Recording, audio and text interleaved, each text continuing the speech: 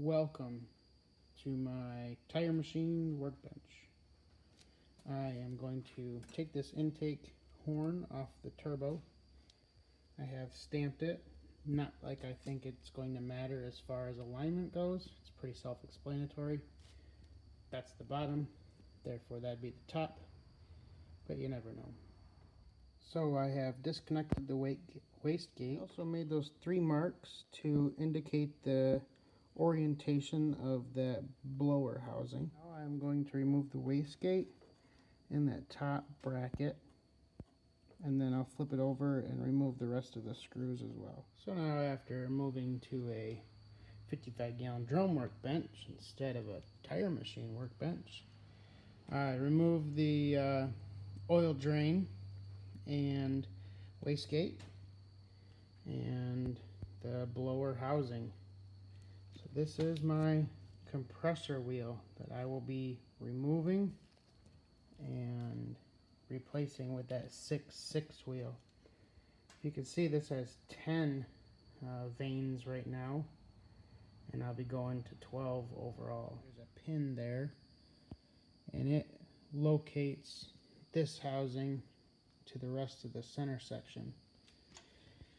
I was able to get the wheel off, and it didn't slide off as nice as most other turbos that I've seen come apart do, but I did get it.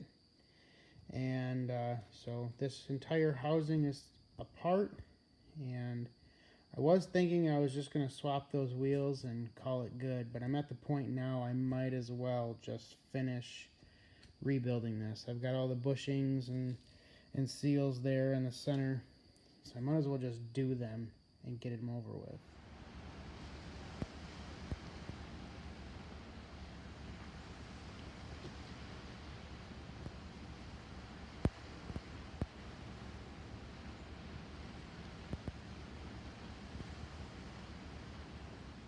Alright, I'm back, and I'm getting this thing more torn aparter, and I'm glad I did, because this is the back side of the exhaust housing, and that is all, I'm thinking, a mix of oil and heat, so that means it's blowing oil into the turbo side.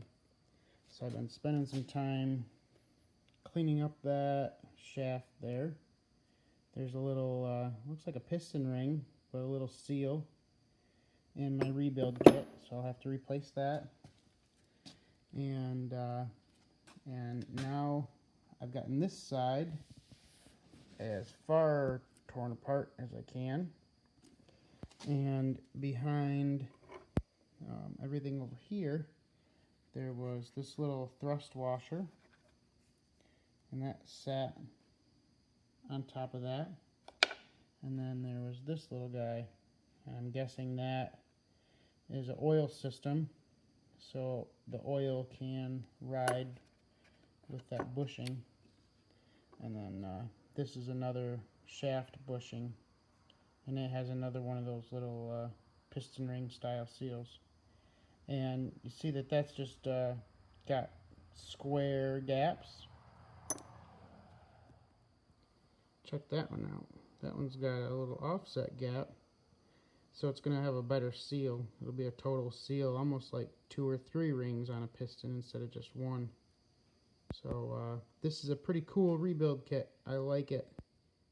And if I haven't mentioned it already, everything I've gotten from KB Diesel Performance has been really cool. It comes with some hardware.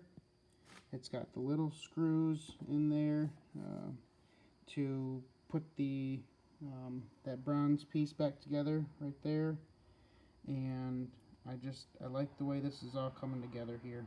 They have a really good program going on, and I think this kit it was less than $50. So to rebuild the turbo for $50, since I'm already here, yeah, I'm gonna do that.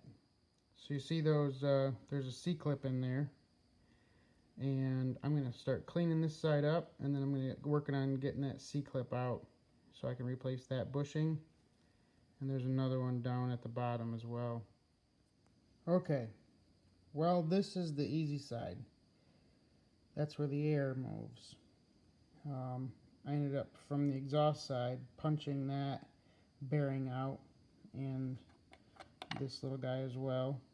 There is a flat spot, and that can be referenced to the oil drain side of things. Alright, now inside there you see one C-clip and two C-clips, and above the first C-clip is another ring. That is the bear to get out. I used my snap ring pliers here, and you can see I filed the whole pin all the way down to fit inside these little tiny C-clips. And you see how well that worked. I ended up just mangling it to the point where I could grab it with some needle nose pliers. But I have both bearings out. Where's it at? Right there. And then I've got all of the other stuff out as well. And remember, there's that little piston ring looking seal here, and that seals inside that housing there. And otherwise, I'm going to clean this up now in the parts washer and get any of that residual nastiness off, get all the RTV off. It'll be ready to reassemble finally. That little C-clip sucks. I tell you what. I would recommend getting some like fixed closing C-clip pliers. Those ones, they keep flopping around a lot and they just don't work well. So I got this all cleaned up all around. Parts tank washed, blown dry. I got a few things residual draining out there that I'll dab up in a little bit. But it's time to reassemble. So I've got a new bearing on this side that I'm going to coat in oil before I get going. Drop that in and then work on that C-clip. Because I have kept a couple in there, I have a few spares in my kit, and I'm hoping I'll be able to get a few bits of luck with me and get this right the first time. Well, I did it. I got that C-clip on the first shot, and I used a little flathead screwdriver down with those C-clip pliers, and now I'm back to the intake side. So I oiled up that bearing and put it in. Now it's time to get that the little packer in. Alright, that little brass one was popped in with a soft hammer and a little socket, and now this hard washer is in there as well. Now it's time for that brass cap.